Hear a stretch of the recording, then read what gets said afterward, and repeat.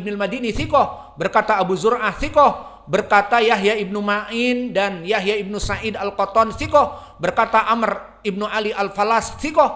Kok sepakat ya kebanyakan para ulama menthikohkan? Karena mereka melaksanakan jarah wa ta'dil ikhlas untuk Allah. Ini contohnya. Mereka tidaklah berbicara kepada seseorang, baik dikatakan baik, buruk dikatakan buruk, ikhlas. Tidak memanipulasi, tidak menipu umat, itu tujuannya. Dan begitu pun kepada rawi-rawi yang dhaif. Misalnya siapa?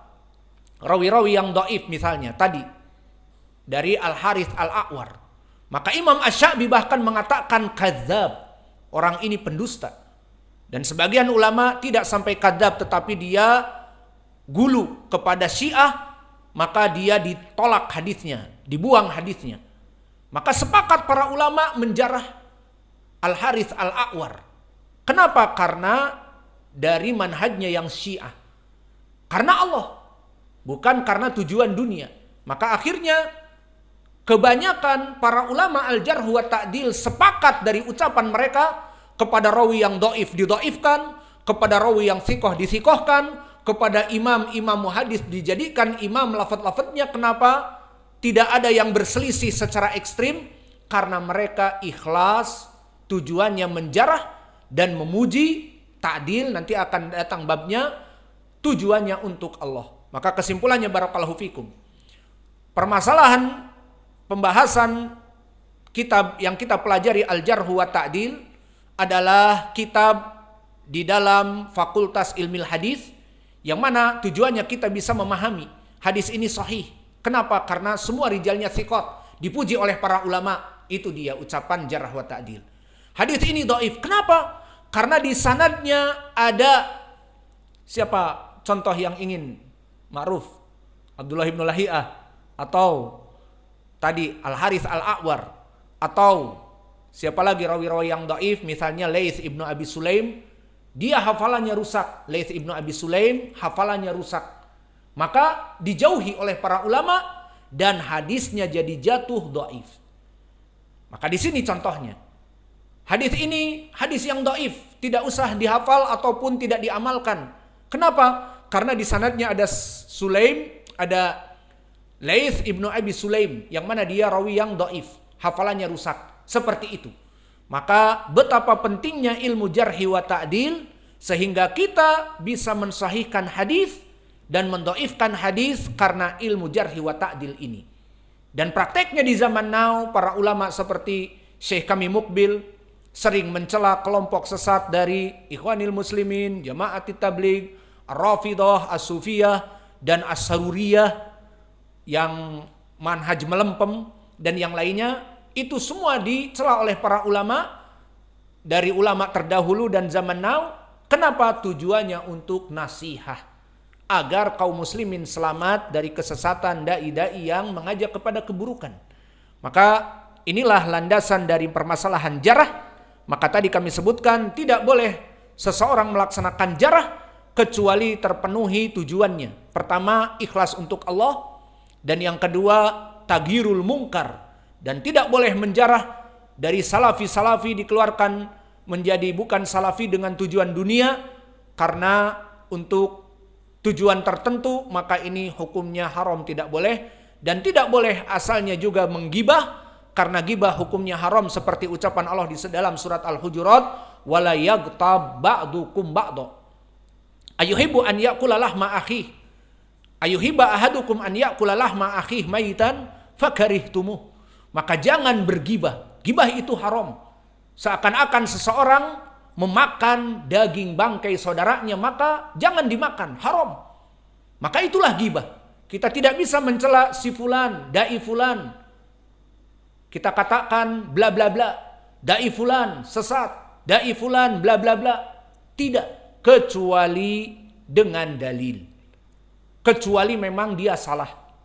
Adapun dia sama-sama salafi ahli sunnah, namun kita menjegalnya, kita jatuhkan agar dia jatuh dan kita jadi naik, dan agar kalau tidak dijatuhkan dia akan semakin berkembang dan semakin berkembang, maka saya akan jatuh wibawanya dan dia semakin shining, semakin bercahaya dan melanglang buana, maka kita jegal.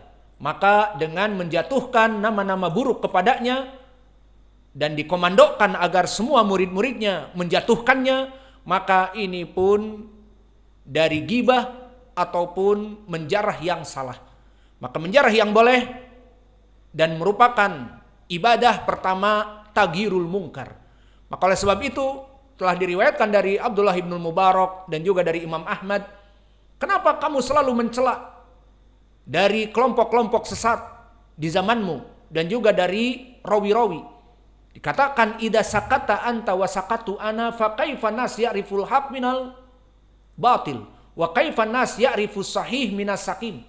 Kenapa wahai Imam Ahmad dan Abdullah ibn Mubarak dan ulama yang lainnya selalu mengatakan si fulan dhaif, jangan belajar dengan si fulan, dan disebutkan kelompok sesat Mu'tazilah, Rafidhah, jangan belajar dengan mereka. Kenapa?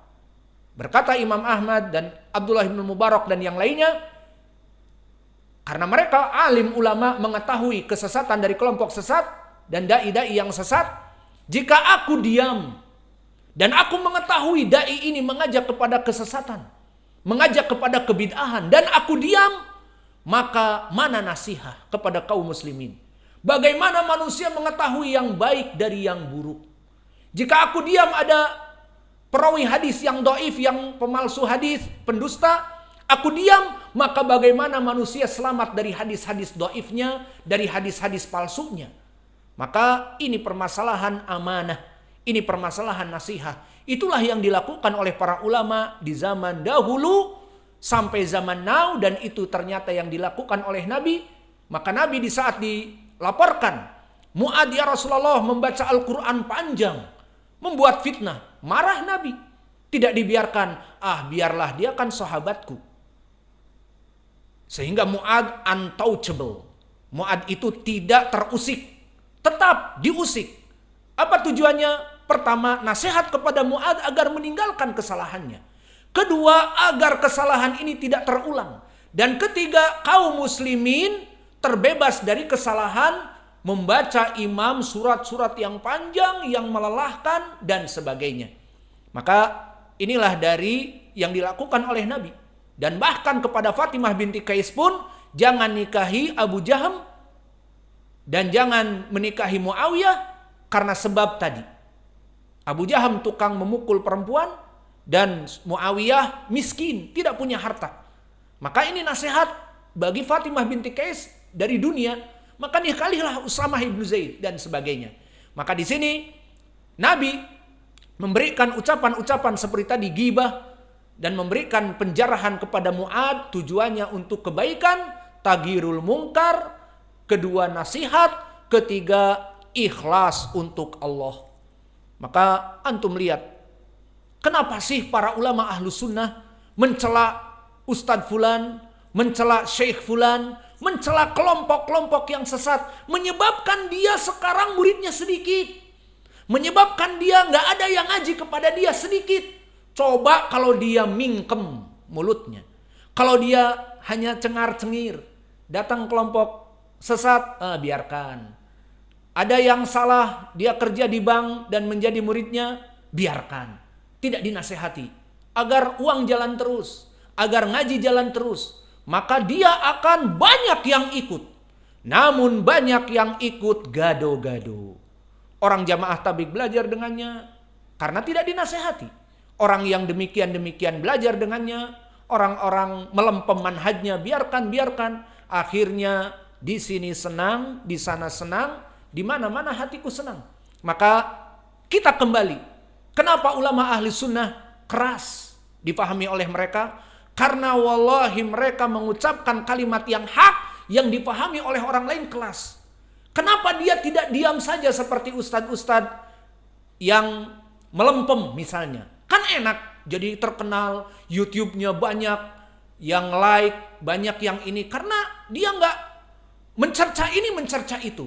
Wallahi kita pun bisa lebih seperti itu. Bisa kita cengar-cengir, bisa kita mingkem dari kesesatan, bisa. Murid kita akan lebih banyak. Pondok ini akan full house. Semua orang akan datang dari berbagai kalangan. Namun mana amanah menasehati kaum muslimin? Mana amanah ini kelompok ini sesat dinasehati? Ustadz ini salah ini. Ini ustadz bukan ustadz agama, ini ustadz partai. Kenapa mengajar di sini? Dan sebagainya. Dan ini mengajar tanpa hijab, laki-laki perempuan nyampur. Kok didiamkan? Nanti menjadi fitnah dan sebagainya. Seperti itu. Maka terus terang, kalau permasalahan dakwah ini hanya mengikuti hawa nafsu, kita sudah dari dulu orang mungkin pertama yang mengikuti hawa nafsu. Diam kepada kebid'ahan, diam kepada dai-dai sunnah, agar banyak pengikut, agar manusia tidak keluar dari pondok kita, agar pondok kita banyak didatangi orang.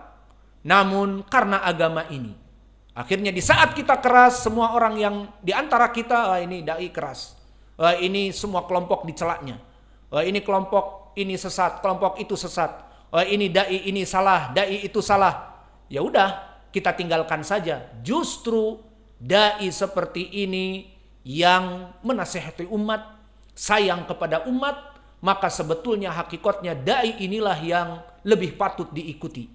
Dan itu yang dilakukan oleh Nabi Muhammad seperti hadis-hadis tadi dan Al-Quran. Di Al-Quran berapa dijarah dari ayat-ayat tadi tentang jarah, maka kita cukupkan pelajaran kita di sini.